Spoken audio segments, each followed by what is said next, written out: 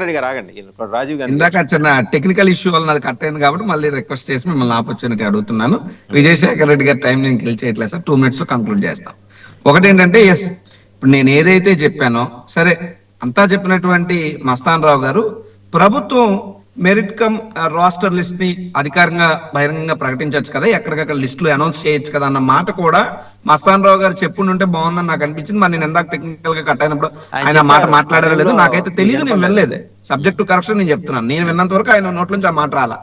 సరే పక్కన పెడితే, ఇప్పుడు కోర్టులకు సంబంధించి ఉదాహరణకి మనం సిజేపీ ఆందోళన ఒక ఉదాహరణగా తీసుకోవచ్చు. అక్కడ జంజీ ఉద్యమం భారీ స్థాయిలో జరిగి ఆ పిల్లలందరినీ లాఠీలతో కొట్టి బుల్లెట్ల వర్షం కురిపించి వాటర్ క్యాన్స్ నానా హింసకు గురి చేస్తే వాళ్ళందరూ కోర్టుకు పోయారు. కోర్టు పోయి బాబు మాకు జరుగుతున్నటువంటి ఈ అన్యాయాన్ని చూడండి అన్నారు. చూడండి అంటే ఆయన ఏమన్నారు, మాకు అంత టైం లేదు అన్నారు.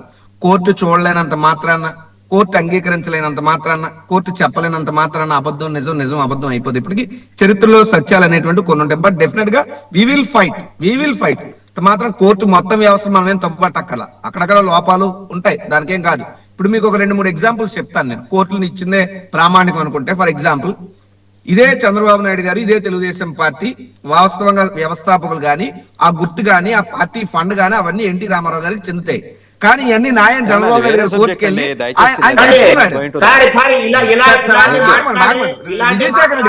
విజయశేఖర రెడ్డి గారు ఆగాలి.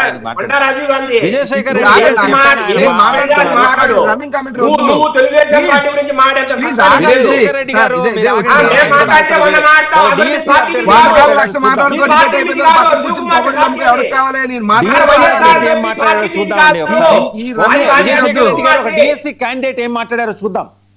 క్వాలిఫై అయినా, రెండిట్లో క్వాలిఫై అయినా నాకు దిక్కులేదు అంటున్నాడు. ఆయన ఏం మాట్లాడారో చూద్దాం ఒకసారి. చూడండి ఆయన ఏం మాట్లాడారు. ఎగ్జామ్ రాశాను, నాకు పీజీటీ టీజీటీ 2 వచ్చాయండి. కృష్ణా డిస్ట్రిక్ట్ నుండి రాశాను. నేను రెండింటికి కూడా నేను సెలెక్ట్ అయ్యాను. మరి 1:1 రేషియోలో నాకు కాల్ లెటర్ కూడా పంపించడం జరిగిందండి. కాల్ లెటర్ సర్టిఫికేట్ వెరిఫికేషన్ కూడా చాలా సక్సెస్ఫుల్ గా జరిగిందని చెప్పారు. మరి నేను ఎస్ఏ సోషల్ కి సెలెక్ట్ అయ్యానని చెప్పారండి. తీరా సెలక్షన్ లిస్ట్ వచ్చేటప్పటికి దానిలో మా పేరు లేదు. అలా అని రిజెక్షన్ లిస్ట్ లో కూడా లేదు మా పేరు. ఏ విధమైన కాంప్లికేషన్స్ లేవు కాబట్టి దానిలో కూడా మా పేరు లేదండి. మరి మా పేరు సెలక్షన్ లిస్ట్ లో ఎందుకు లేదు అని చెప్పి డిఈఓ ఆఫీస్ కి వెళ్లి అడిగితే, నీ ప్లేస్ లో స్పోర్ట్స్ పర్సన్ రావడం వల్ల నీ పోస్ట్ వాళ్ళకి ఇచ్చేసామని చెప్పారండి. అలా ఎలా జరుగుతుంది అని చెప్పి అడిగినప్పుడు వాళ్ళు మాకు సరైన సమాధానాలు చెప్పకుండా చాలా దాట వేశారండి. మరి మేము టెట్, బిఎడ్, డిఎస్సి చాలా కష్టపడి ఎన్నో సంవత్సరాలుగా కుటుంబానికి దూరంగా ఉండి చాలా కష్టపడి చదువుకున్నామండి. మరి ఏ విధమైన ఎగ్జామ్ వాళ్ళు టెట్ రాయరంట, డిఎస్సి రాయరంట, డైరెక్ట్ రిక్రూట్మెంట్ అని చెప్పి డిఈఓనే చెప్పారు. మాకు కృష్ణా డిస్ట్రిక్ట్ డిఈఓ చెప్పారు. అలా ఎలా జరుగుతుంది అని అన్నప్పుడు వాళ్ళు అలానే రాస్తారు, అలానే వెళ్లిపోతారని చెప్పి అని అన్నారండి. మరి మేము కష్టపడి మెరిట్ లో ఉన్న మా ఉద్యోగాలు తీసుకెళ్లి ఏ విధమైనటువంటి ఎగ్జామ్ రాయకుండా, ఎలాంటి క్వాలిఫికేషన్ లేకుండా వాళ్ళకిచ్చి మా జీవితాలతోటి గవర్నమెంట్ చాలా ఆడుకుంటుందండి. మరి దీనికోసం మేము చాలా పరంగా కలవని ఆఫీసర్ లేరు, కలవని విజయశేఖర రెడ్డి గారు క్విక్ గా చెప్పండి. టైం అయిపోతుంది, జస్ట్ ఆయన మాట్లాడాలి కదా ఒకసారి. అంటే నేను అనేది ఏంటంటే, ఇప్పుడు ఇందాక మీకు నేను చెప్పాను చూసారా సార్, సెలెక్టెడ్ లిస్ట్ లోనే లేదు, రిజెక్టెడ్ లిస్ట్ లోనే లేదు అంటే ఇప్పుడు కోర్టుకి ఆధార్ అట్లా ప్రొవైడ్ చేయడం డెఫినెట్ గా we are working on it legally. At the same time ground కూడా వర్క్ చేస్తాం. పార్టీ చేసేది ధర్నాల దగ్గరకు వచ్చి యూరిన్ బాటిల్స్ చేయడాలు, లేదంటే టెంట్ల దగ్గరకు వచ్చి రౌడీజాలు గోండాయిజాలు చేయడం నాకు అర్థం కావట్లా. ఈ రౌడీ రాజ్యాలతో మీరు ప్రజల్ని మెప్పించలేరు. డెఫినెట్ గా ఎక్కడితో అయితే ఆగేది కాదు. భవిష్యత్తులో కూడా డిఎస్సి కుంభకోణం మీద నారా లోకేష్ దానికి ప్రిపేర్ అయిపోండి. మీరు డిఎస్సి కుంభకోణాన్ని వదిలే ప్రసక్తి లేదు. డిఎస్సి కుంభకోణాన్ని వదిలే ప్రసక్తి లేదు. మీ బండారం బట్టబయలు అవుతుంది.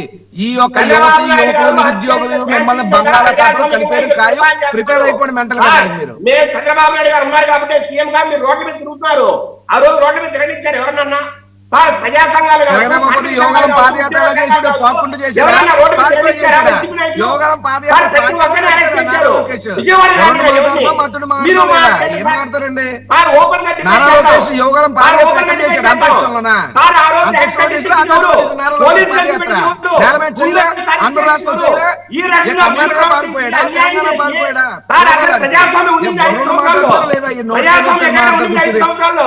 సార్, ఇంత దారుణమైన నియంత్రణతో ప్రభుత్వం ఎప్పుడైనా చూసామా?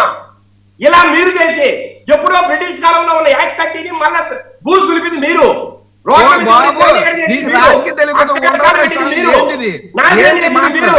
ప్రజలు 2014 వచ్చింది చంద్రబాబు నాయుడు. నీకు బుర్ర ఉందా? మీకు 2014లో యాక్ట్ 30 అనే దాన్ని ఇంప్లిమెంట్ చేసిన ఆంధ్ర రాష్ట్రం చంద్రబాబు నాయుడు గారు.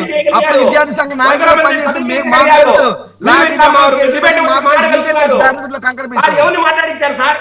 డిబేట్ గురించి పోటీలో యాక్ట్ 30 చంద్రబాబు విజయశేఖర రెడ్డి గారు DSC మీద మళ్ళీ మనం మాట్లాడదాం.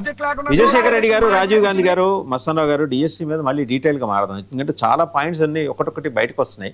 సరే, ఇబ్బంది ఏమన్నా ఉంటే ప్రభుత్వం దాన్ని సరిదిద్దుకుంటే మంచిదే. పొరపాట్లు జరుగుతుంటాయి, అంత మాత్రాన అక్కడ ఏదో నేరం జరిగినట్టు మనం ఏమనక్కర్లా. సరిదిద్దుకొని క్వాలిఫైడ్ అండ్ మెరిట్లు ఉన్న అభ్యర్థులకి వాళ్ళకి ఉద్యోగాలు ఇస్తే ఇబ్బంది ఉండదు. తప్పే ఉంది సరిదిద్దుకోవటంలో. సరిదిద్దుకుంటుందని అనుకుందాం. లేదు వైసీపీ స్పాన్సర్డ్ యాజిటేషన్ అనుకోండి, నిజాలు ఎలాగో బయటపడతాయి. సత్యాన్ని ఎక్కువ కాలం దాచలేరు కదా. సో కొంత ఓపిక పట్టండి విజయశేఖర రెడ్డి గారు, వాస్తవాలన్నీ బయటకు వస్తాయి. ఒకవేళ తప్పేదైనా ప్రభుత్వ పరంగా